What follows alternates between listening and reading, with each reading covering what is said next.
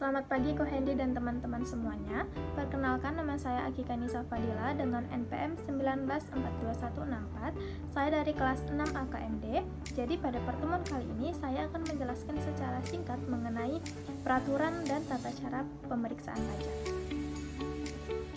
Jadi ada 3 poin yang saya jelaskan di sini. Yang pertama itu bagaimana pemeriksaan pajak dari awal hingga akhir. Kemudian ada sejarah perubahan peraturan pemeriksaan pajak itu sendiri. Dan yang ketiga bagaimana proses tahap pemeriksaan. Yang pertama kita mulai menjelaskan mengenai pemeriksaan pajak dari awal hingga akhir.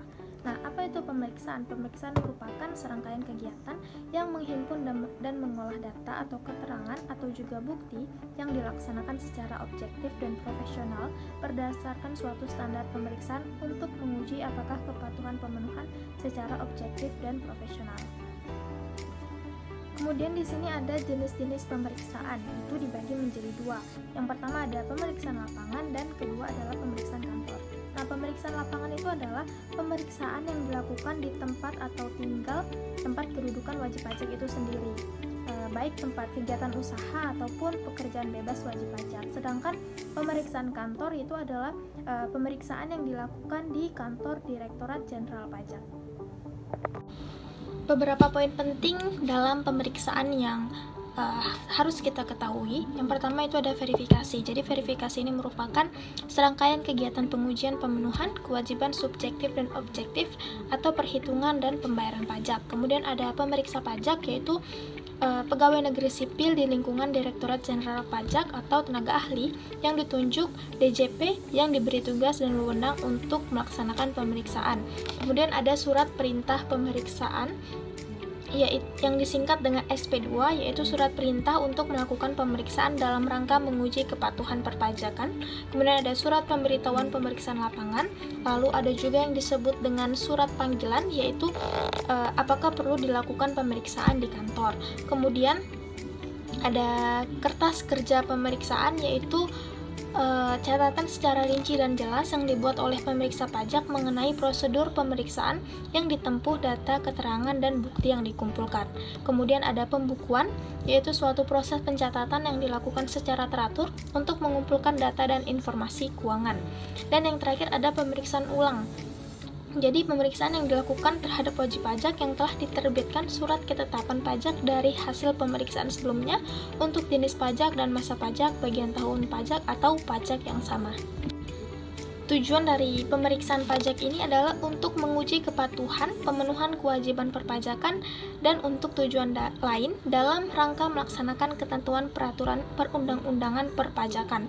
Nah, ruang lingkup pemeriksaan untuk menguji kepatuhan ini meliputi masa pajak, bagian tahun pajak atau tahun pajak dalam tahun-tahun lalu maupun tahun berjalan. Pemeriksaan untuk menguji kepatuhan pemenuhan kewajiban perpajakan. Nah, jadi pemeriksaan ini itu harus dilakukan terhadap wajib pajak yang mengajukan permohonan pengembalian kelebihan atas pembayaran pajak dan dapat dilakukan jika memenuhi kriteria yang terlampir dalam PowerPoint ini. Kemudian pemeriksaan ini itu dapat dilakukan dengan jenis pemeriksaan lapangan dan juga pemeriksaan kantor. Standar umum pemeriksaan merupakan standar yang bersifat pribadi dan berkaitan dengan persyaratan pemeriksaan pajak.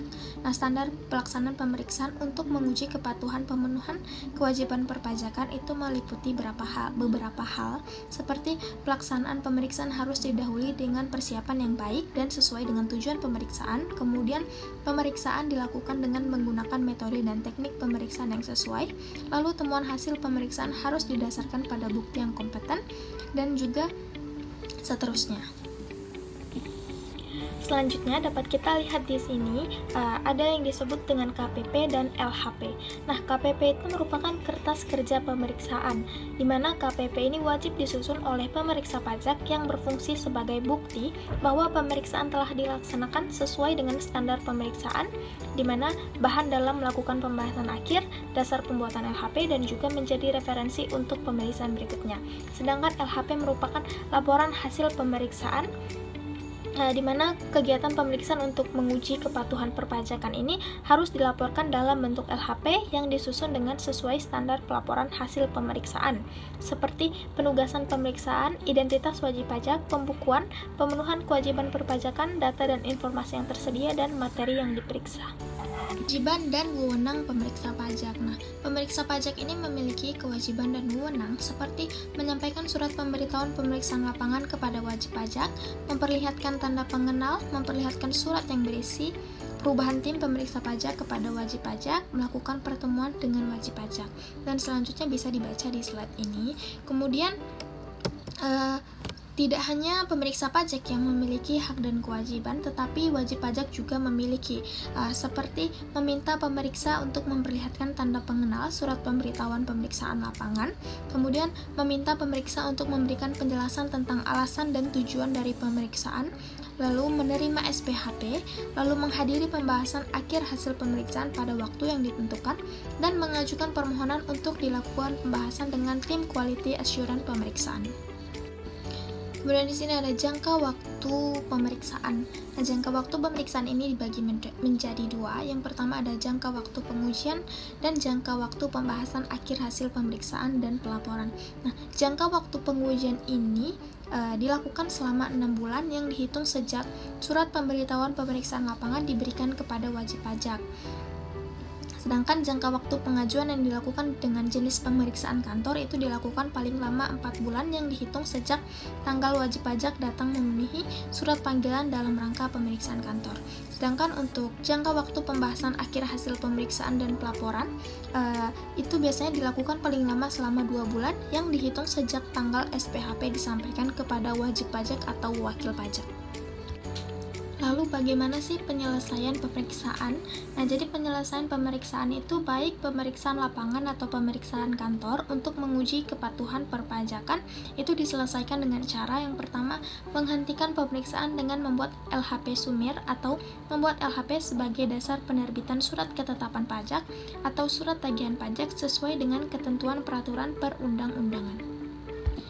Kemudian saya akan menjelaskan sedikit mengenai Peraturan Direktur Jenderal Pajak Nomor 23/PJ/2013. Nah, jadi peraturan ini berisikan tentang standar pemeriksaan di mana standar umum pemeriksaan selalu untuk pemeriksa untuk menguji kepatuhan pemenuhan kewajiban perpajakan di mana ada beberapa syarat bagi pemeriksa pajak yaitu harus memiliki pengetahuan dan keahlian yang memadai pada bidang perpajakan, pemeriksaan dan juga akuntansi.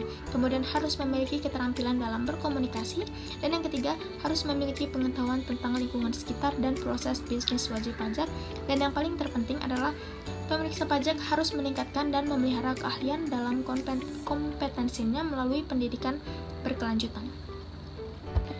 Surat Edaran Direktur Jenderal Pajak. Nah, di sini saya menjelaskan dua. Yang pertama ada Surat Edaran Nomor 08 Tahun 2012 di mana dalam surat edaran ini menyatakan bahwa standar pemeriksaan untuk menguji kepatuhan pemenuhan kewajiban perpajakan harus dilakukan dengan mengacu pada Pedoman Kertas Kerja Pemeriksaan atau KKP.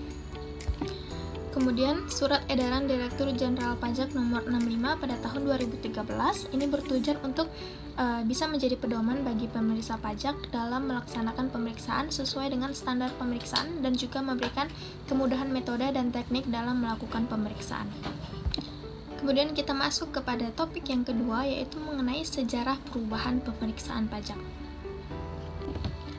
Undang-Undang Ketentuan Umum dan Tata Cara Perpajakan atau yang disebut dengan Undang-Undang KUP yaitu Undang-Undang Nomor 6 Tahun 1983 tentang Ketentuan Umum dan Tata Cara Perpajakan sebagaimana telah beberapa kali mengalami perubahan terakhir dengan Undang-Undang Nomor 16 Tahun 2009. Jadi terdapat beberapa kali perubahan tentang undang-undang ini yang akan dijelaskan di slide selanjutnya. Jadi dapat kita lihat di sini ada beberapa kali perubahan dalam peraturan perundang-undangan perpajakan yang mana pertama itu adalah Undang-Undang Nomor 6 Tahun 1983. Jadi perubahan pertamanya itu diganti dengan Undang-Undang Republik Indonesia Nomor 9 Tahun 1994. Kemudian diganti lagi dengan perubahan yang kedua yaitu Undang-Undang Republik Indonesia Nomor 16 Tahun 2000 dan perubahan ketiga diganti dengan Undang-Undang Republik Indonesia Nomor 28 Tahun 2007. Kemudian untuk perubahan yang keempat itu diganti dengan Undang-Undang Republik Indonesia Nomor 5 Tahun 2008, dan perubahan yang terakhir yaitu Undang-Undang Republik Indonesia Nomor 16 Tahun 2009. Nah, jadi ada beberapa hal yang menyebabkan perubahan perundang-undangan ini, yaitu mengenai tata cara perpajakan seperti dalam rangka menghadapi krisis keuangan global yang sangat mendesak dan untuk memperkuat basis perpajakan nasional guna mendukung penerimaan negara dari sektor perpajakan agar lebih stabil. Kita masuk ke topik yang ketiga mengenai proses tahap pemeriksaan. Nah, jadi di sini dapat kita lihat yaitu terbagi menjadi 8. Yang pertama ada penyampaian surat pemberitahuan atau panggilan pemeriksaan. Nah, jadi umumnya saat wajib pajak akan dilakukan pemeriksaan, akan dikirimkan surat pemberitahuan yang menyatakan bahwa akan diperiksa, baik apa alasan kita diperiksa, dan juga dikirimkan surat panggilan untuk hadir ke kantor pajak untuk menghadap dan menjelaskan informasi-informasi yang dibutuhkan. Kemudian ada peminjaman dokumen di mana kantor pajak akan menanyakan mengenai dokumen-dokumen yang dibutuhkan guna melakukan pemeriksaan atas objek yang diperiksa. Kemudian ada pengujian. Setelah tim pemeriksa telah menerima dokumen, mereka akan melakukan pengujian, mengecek, mengetes, dan mencocokkan data yang disajikan apakah semuanya sudah sesuai dan terbebas dari kesalahan. Kemudian yang keempat ada penyampaian surat pemberitahuan hasil pemeriksaan. Jadi tim pemeriksa akan mengirimkan surat yang menjelaskan tentang hasil pemeriksaan yang ditemukan, dan wajib pajak akan diminta untuk menanggapi hasil temuan pemeriksa apakah itu sudah sesuai atau ada kesalahan. Dan yang kelima yaitu pembahasan akhir hasil pemeriksaan. Nah, jadi jika wajib pajak memiliki sesuatu yang tidak disetujui atas hasil pemeriksaan, maka wajib pajak masih memiliki satu langkah yang dapat diambil guna memastikan kesalahan yang dilakukan oleh tim pemeriksa. Jadi ada yang disebut dengan tim quality assurance yang berguna untuk mengawasi apa yang dilakukan tim pemeriksa dan membantu mereview perbedaan pendapat antara wajib pajak dan juga tim pemeriksa. Dan yang keenam itu ada pembahasan dengan tim quality assurance pemeriksaan. Nah, jadi jika tim quality assurance ini setuju dengan wajib pajak, maka hasil pemeriksaan bisa dibatalkan dan bisa dilakukan pemeriksaan ulang. Sedangkan apabila tim QA setuju dengan tim pemeriksa, maka bisa dilanjutkan dengan tanda tangan berita acara pembahasan akhir. Kemudian di sini ada penandatangan berita acara pemeriksaan akhir. Nah, baik wajib pajak itu setuju atau tidak setuju, tetapi selama dokumennya sudah jelas, tim pemeriksa bisa tutup kasus pemeriksaan pajak dan menerbitkan ketetapan pajak sesuai dengan penemuan yang ditemukan. Dan yang terakhir itu adalah penyelesaian pemeriksaan. Nah, jadi kasus pemeriksaan pajak akan ditutup, dan jika wajib pajak masih tidak setuju dengan ketetapan yang sudah ditentukan, maka wajib pajak bisa mengambil langkah-langkah setelah pemeriksaan seperti melakukan keberatan, banding, dan juga pengadilan pajak, tetapi hal ini tuh memiliki resiko. Sekian penjelasan dari saya mengenai peraturan dan tata cara pemeriksaan pajak, di mana jika masih terdapat kesalahan, saya mohon maaf. Terima kasih.